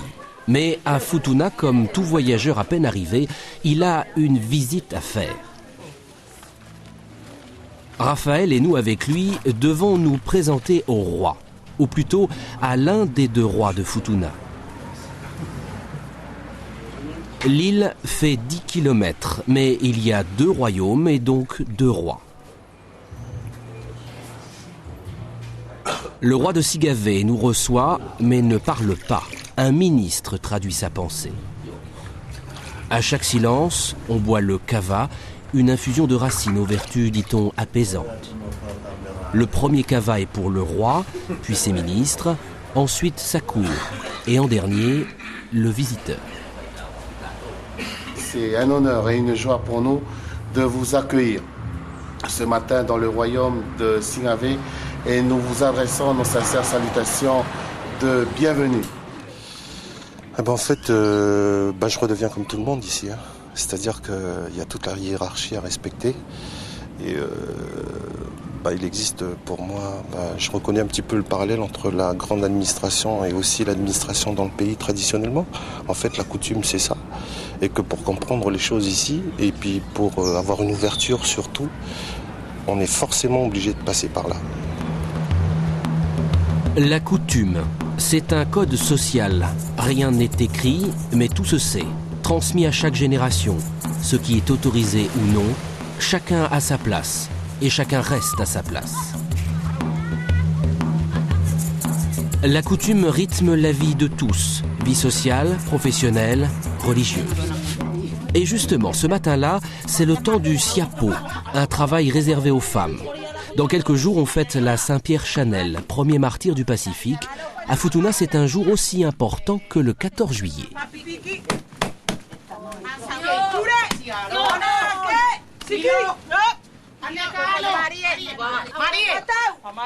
Ça sert, c'est pour les grandes fêtes de mariage, de communion et même aussi pour les enterrements. Mais avant, on enterre les morts dans des siapos. J'ai entendu une histoire avec le côté des fleurs, un cœur à prendre ou pas. C'est vrai ça? Ah, c'est ce qu'on dit. Pour les jeunes filles, il faut porter à l'oreille gauche. Et pour les femmes mariées, il faut porter à l'oreille droite. Bah alors et vous? Hein? Les femmes, on met n'importe comment là.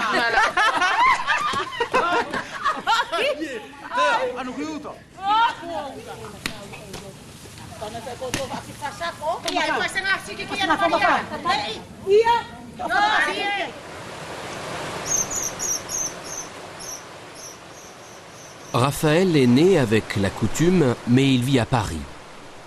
Sa peinture, c'est sa façon à lui de raconter son île, Futuna. Je pense que le fait d'être un petit peu comme un point vert au milieu de l'océan, ça préserve de beaucoup de choses, comme l'ensemble du Pacifique en général. Le Pacifique Sud, c'est vachement préservé, donc ce sont des endroits auxquels il faut vraiment une attention particulière par rapport à tout, quoi. Parce qu'on est isolé par la mer, donc c'est déjà un élément naturel. Et je pense que ça, c'est une de nos grandes richesses.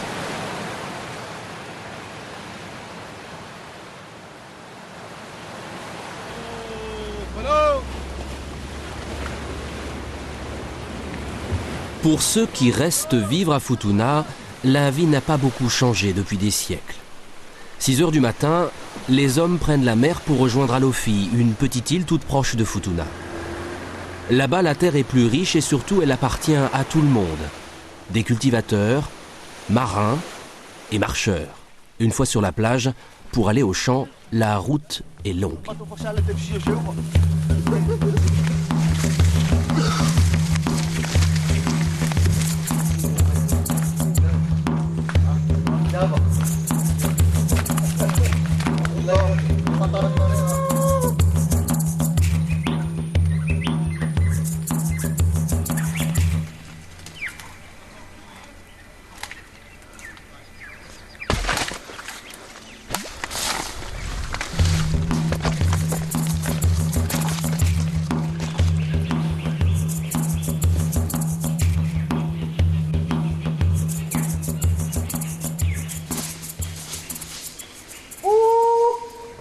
Deux heures de marche en plein soleil, ces hommes nous ont conduits sur une petite parcelle qu'ils se partagent.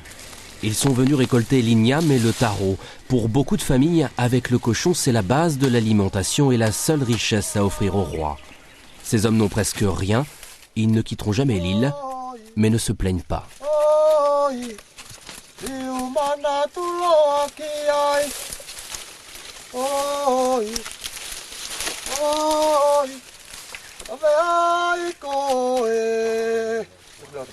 C'est dur ici. Tu n'aurais pas envie d'aller vivre ailleurs? Non. Parce que moi, j'aime pas aller voyager ailleurs. J'aime bien rester ici à Futuna. Là. Parce que la vie ici à Futuna, pour moi, ça passe.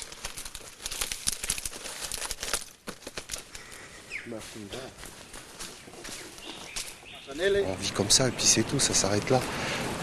On n'a pas besoin de montrer quoi que ce soit aux gens. On a peut-être envie de dire que voilà, nous on a cette manière de vivre, c'est tout. Qui est beaucoup plus simple, qui est beaucoup plus proche de la nature, les gens sont beaucoup plus humains. Pour quelqu'un comme moi qui côtoie assez régulièrement les grandes villes, je pense qu'il y a une grande différence de ce côté-là.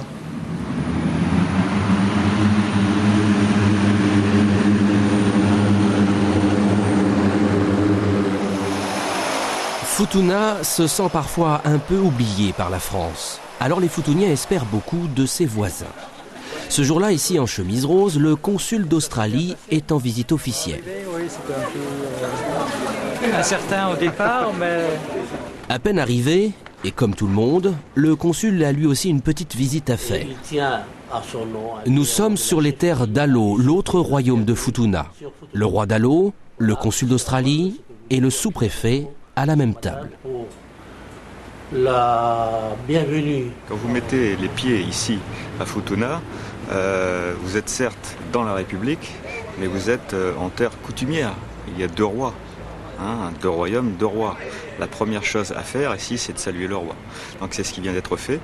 Et donc à ce titre, le consul général adjoint a bien fait acte de courtoisie, si je puis dire.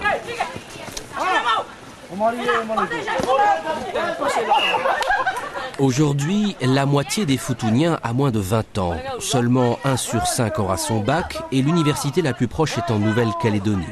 Le rugby et une bourse sont les meilleures chances pour ne pas rester au champ. Quant à l'Australie, elle n'a pas grand-chose dans ses valises.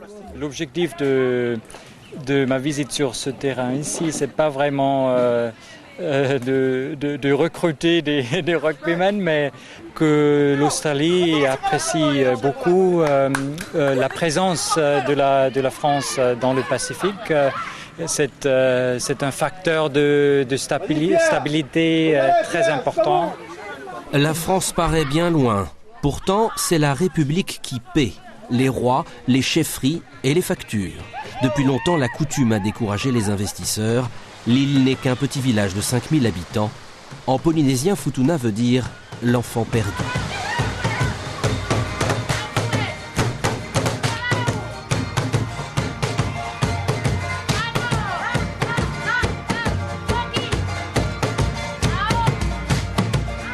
Ici, pour l'instant, le plus important, c'est la fête. Dans 2 jours, c'est la Saint-Pierre-Chanel. Les femmes répètent les danses. Les hommes, eux, sont au tawasu.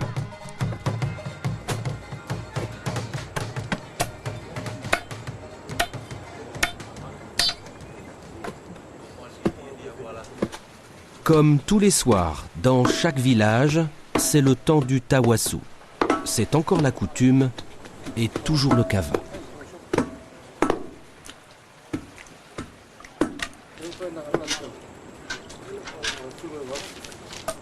On peut penser que c'est une société et des gens qui ont oublié un peu l'État et la République.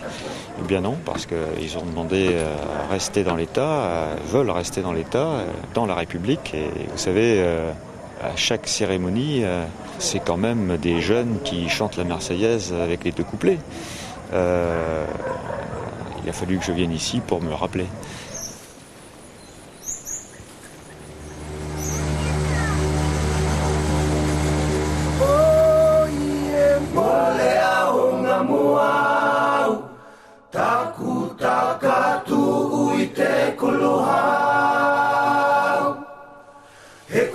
Il est temps pour nous de retourner à Wallis. Là aussi, on prépare la Saint-Pierre-Chanel. Chaque Wallisien a donné une journée dans sa semaine pour travailler au service de la communauté.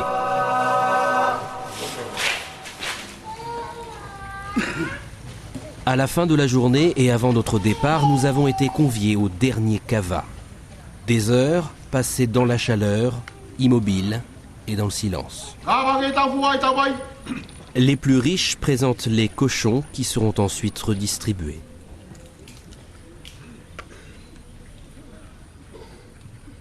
Le kava, ses gestes, ses symboles, personne ne connaît leur signification et personne aujourd'hui ne les remet en question. Notre culture est très puissante. Elle ne pourra jamais disparaître. Ni les anciens, ni les nouvelles générations, ni même le roi ne peut la supprimer. C'est ce qui fait la force et la foi d'un Wallisien ou d'un Futunien, sa terre, ses traditions. Cela le suit toute sa vie, où qu'il vive. Aucun étranger ne peut comprendre notre terre. C'est notre propriété. Wallis et Futuna restent une exception française, à 22 000 km de nous. Des îles, des rois et la coutume comme religion. En 2007, Wallis n'attend qu'une seule chose, son nouveau roi.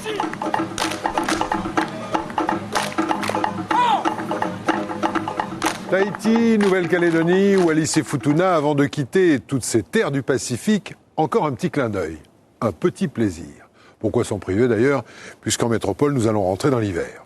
On s'envole pour découvrir les îles Marquises. C'est pas très loin du paradis.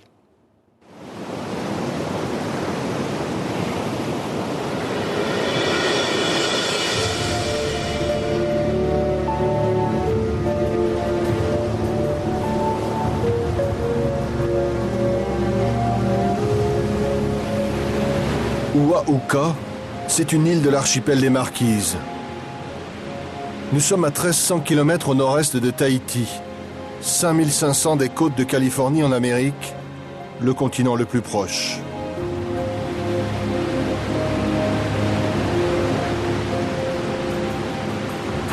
Juste quelques rochers au-dessus du Pacifique.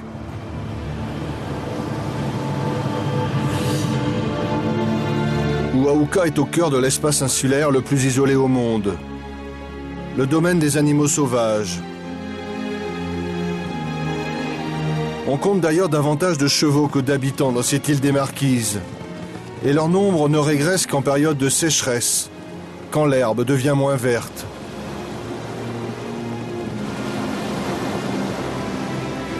Au sud de Ua-Huka, 2 îlots accueillent des milliers d'oiseaux.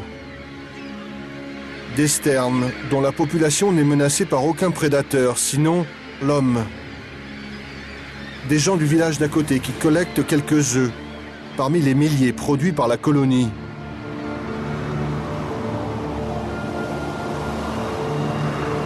« 600 personnes peuplent Ua-Huka.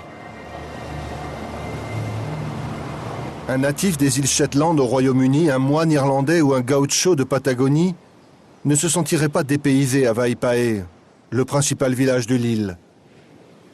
Tout au plus, il serait surpris par les cocotiers que la nature a fait pousser ici.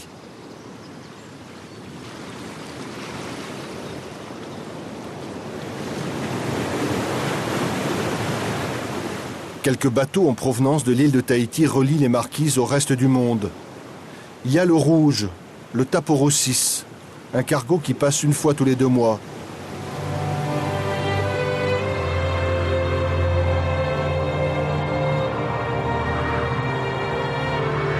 Nuku'iva, la plus grande des îles des Marquises.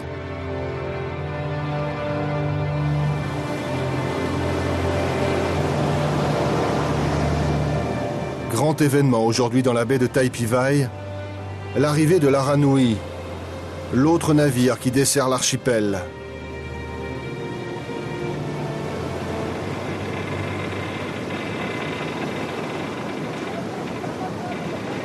L'Aranui est un bateau long de 130 mètres, chargé de toutes sortes de denrées. Voitures, tracteurs, sodas ou téléviseurs. Il peut mouiller l'ancre partout pour approvisionner les villages dans les vallées les plus reculées.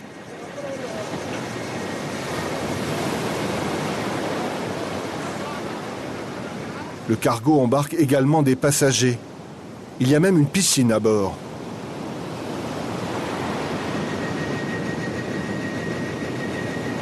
« 15 heures, mise à l'eau des premières chaloupes. Les chevaux et les chèvres, parfois simplement transportés d'île en île, attendront la prochaine escale pour retrouver leur liberté.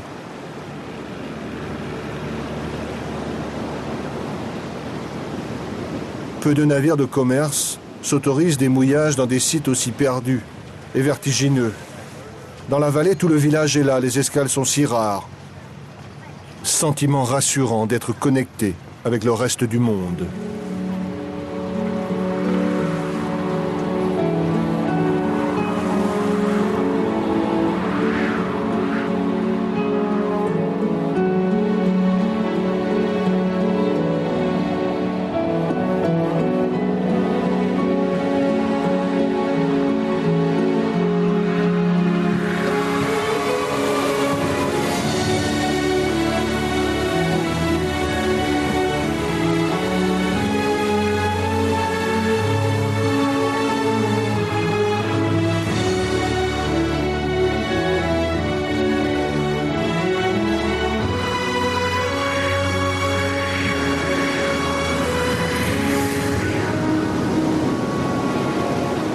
Deuxième île de Polynésie française en surface après Tahiti, Nuku'hiva compte d'innombrables vallées et de multiples baies.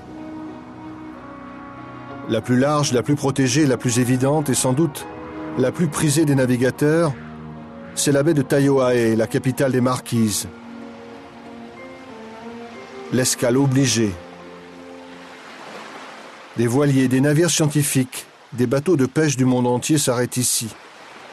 Les uns en provenance du canal de Panama et en direction de Tahiti ou des Tuamotu. Les autres, entre deux missions, entre deux campagnes.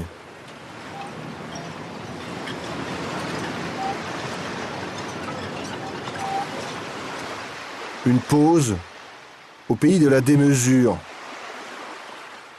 Une raie géante dans la baie. À terre, il ne manquerait plus que les dinosaures.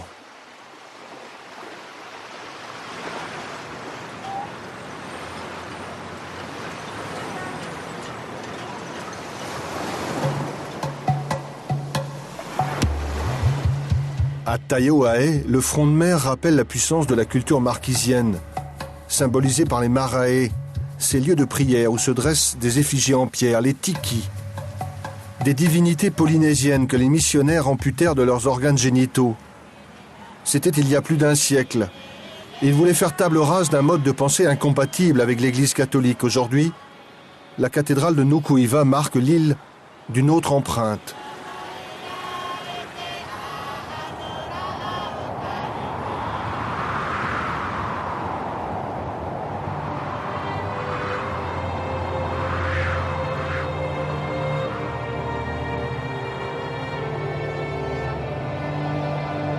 Dans la baie de Taipivai, les opérations de débarquement se poursuivent autour de l'Aranui.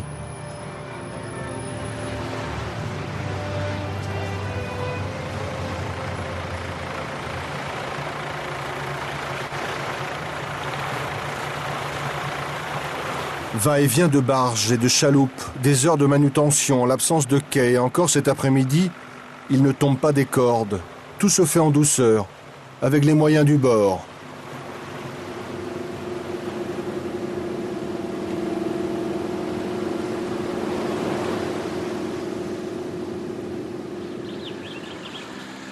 À peine débarqués, marchandises et commodités partent dans toute la vallée.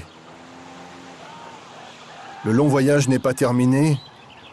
Circuler ici en voiture n'est pas une sinécure.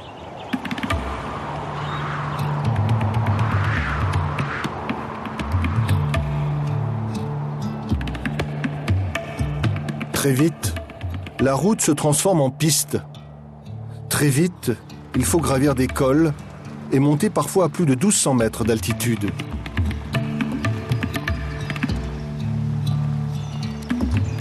Aujourd'hui, la route de l'aéroport est sèche. Ça passe. En saison des pluies, tout se complique. Même à bord des puissants 4x4 que les Marquisiens achètent à prix d'or et à crédit.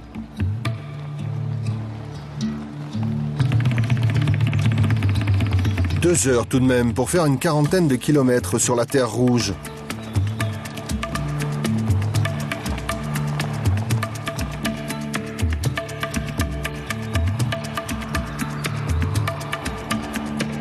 Au sommet du col, un parapet, le premier, et des travaux. Il faut ici sans cesse entretenir le réseau routier.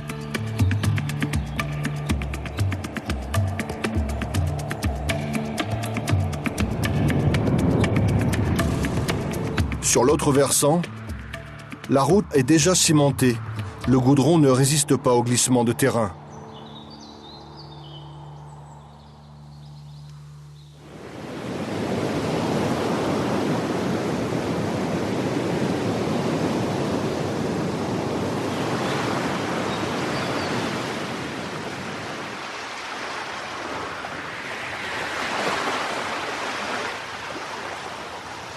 Il n'y aura jamais de routes qui mèneront à la fabuleuse vallée d'Akawi.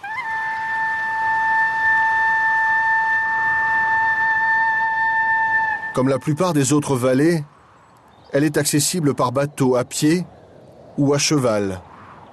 Et c'est tout. À l'écart des grandes routes maritimes, trop loin de tout, les Marquises sont comme au premier jour du monde. vierges, et pas seulement de toute espèce animale importée. Les premières maladies arrivèrent avec les Blancs et toute une civilisation manqua de disparaître.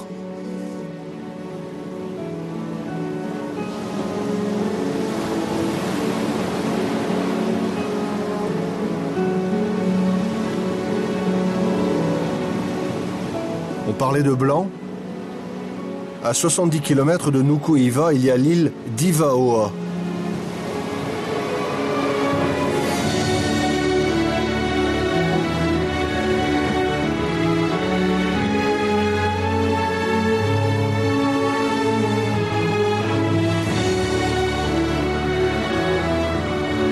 « 26 degrés la température moyenne au cours de l'année à Ivaoa. Des fougères et des forêts de pins finissent de brouiller nos repères.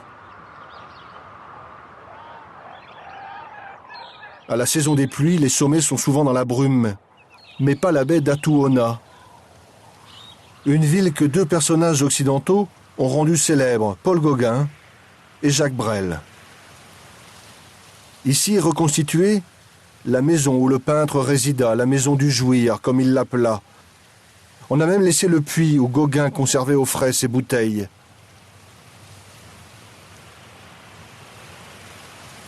Et là, le cimetière où les deux hommes ont été enterrés.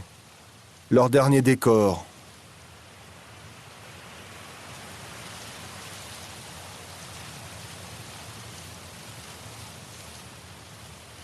Combien de navigateurs, combien d'aventuriers en herbe ont un jour tout largué dans la lointaine Europe pour suivre, plus que le sillage du chanteur belge, son mode de vie.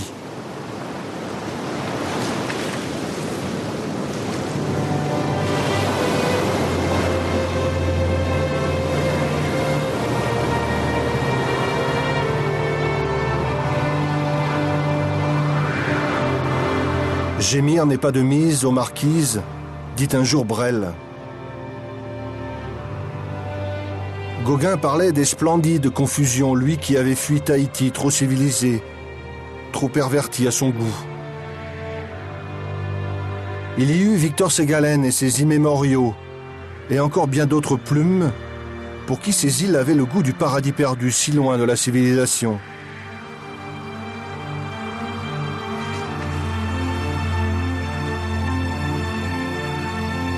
Il y eut enfin Herman Melville et son roman Taipi. Du nom de cette baie et cette vallée où cette nuit le cargo L'Aranui va garder l'ancre avant de repartir d'escale en escale dans ces îles des mers du Sud.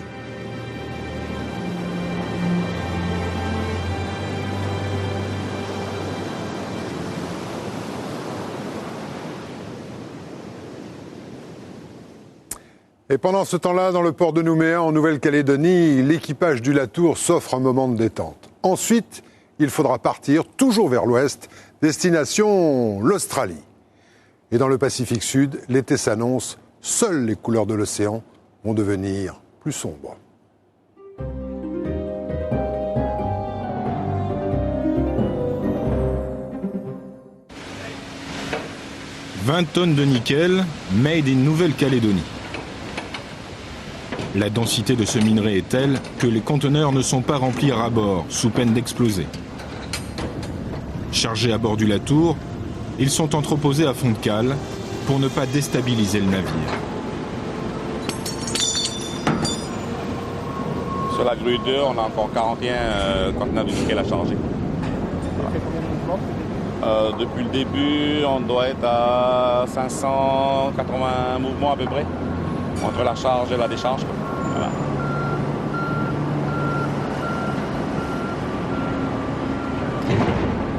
48 heures d'escale pour le Latour à Nouméa. Enfin, une partie de l'équipage en profite pour se détendre un peu. Le commandant et le chef mécano sont partis faire les courses au marché.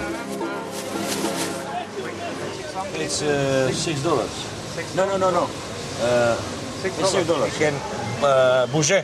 For bouger. Non. Bouger. Bouger. Ah, bouger. Excellent. Combien vous en voulez? All. Je prends tout. C'est sympa de pouvoir faire nos courses nous-mêmes. C'est meilleur et c'est moins cher que ce que nous proposent nos fournisseurs. Et ici, le poisson est frais en plus. Pendant la traversée du Pacifique, il est d'usage que le commandant offre un petit moment de répit à son équipage.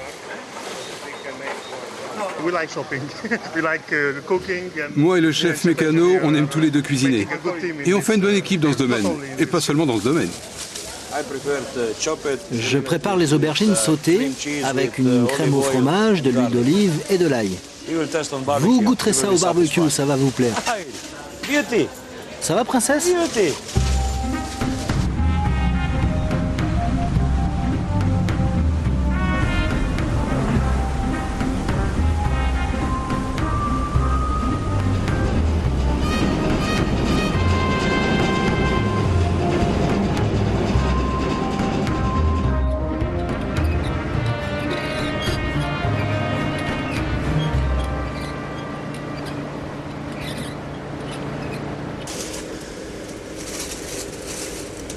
Dario s'est mis au fourneau.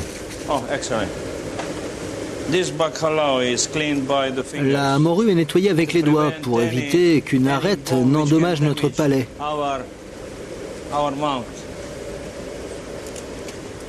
On appelle ça de la Baccalari Bianco.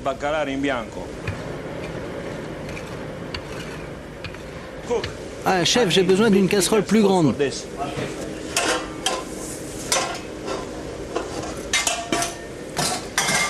Bon, je prends celle-là. Si Dario a pris les choses en main, c'est que depuis quelques jours, les officiers ont tendance à se plaindre des plats que leur préparent leurs cuistots.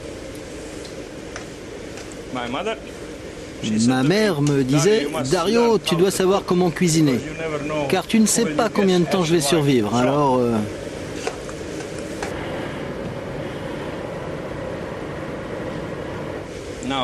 Là maintenant je dois goûter.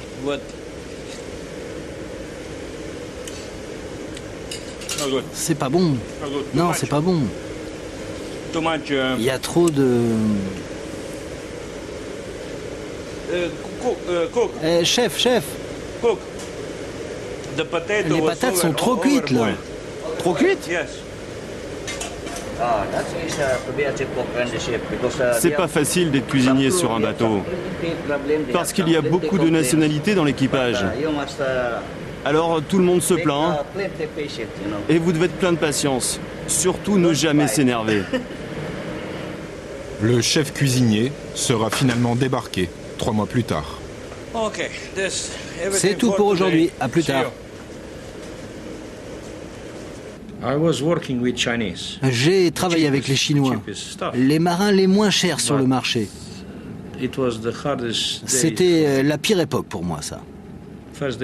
D'abord des problèmes de communication, ensuite ils ne sont pas vraiment bien formés. Leur vision du travail n'a rien à voir avec la nôtre, européen. Je ne suis pas raciste, je m'en fous de la couleur de la peau.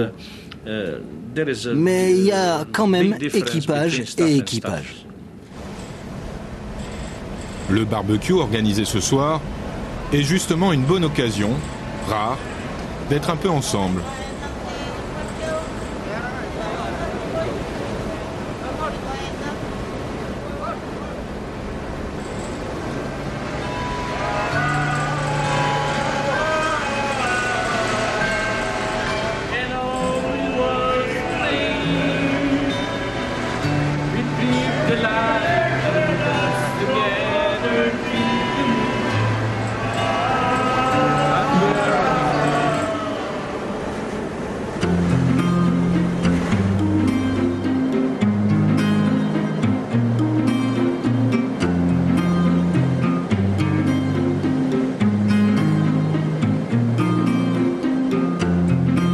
Après 5 jours de navigation depuis Nouméa, le Latour longe pour la première fois les côtes australiennes.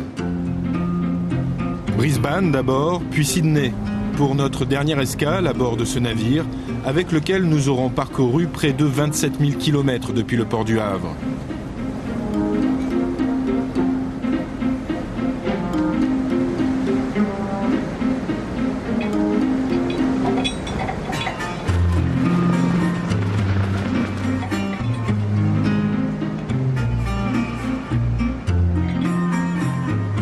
En arrivant à Sydney, le Latour s'engage dans Botany Bay. C'est ici que le navigateur James Cook a mis pour la première fois les pieds en Australie. C'était en 1770.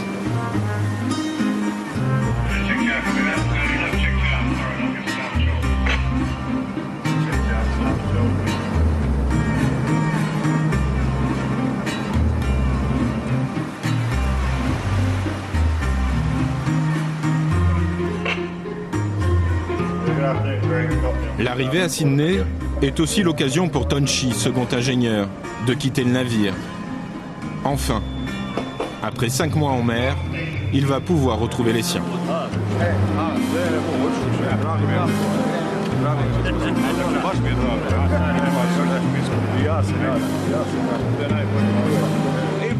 Si demain vous entendez crier, c'est que Tonchi est arrivé à la maison.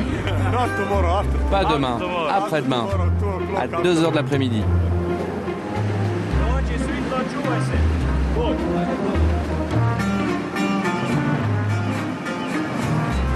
Alors, commandant, c'est notre dernière escale ici? Et oui, c'est la fin de notre voyage. Sydney, Botany Bay. Et puis nous, on a encore une escale en Nouvelle-Zélande et on retourne en Europe. Mais alors comment on peut faire? Nous, on voudrait aller à Shanghai. Alors là, il vous faut prendre un autre navire. Je pense que l'ANL Australia pourra faire ça pour vous. L'ANL Australia. Ouais, c'est votre prochain bateau.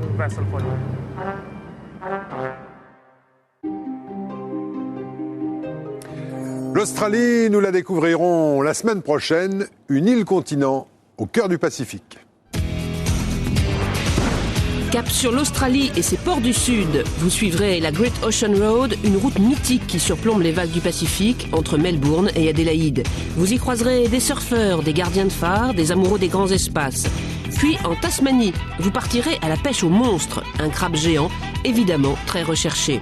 Dans cette région du Grand Sud, vous irez aussi au chevet des baleines qui s'échouent régulièrement sur les plages. C'est Andrew qui tente de les sauver en les remettant à l'eau. Alors, avec les marins de notre cargo, ne manquez pas l'aventure australienne. La beauté de la côte australienne, c'est pour la semaine prochaine. Je vous rappelle que le Tour du monde de Thalassa continue sur France3.fr avec un projet pédagogique organisé avec l'Éducation nationale. Et vous pouvez aussi jouer à piloter autour du monde votre porte-container. Toute l'équipe Thalassa vous dit à bientôt et bon vent!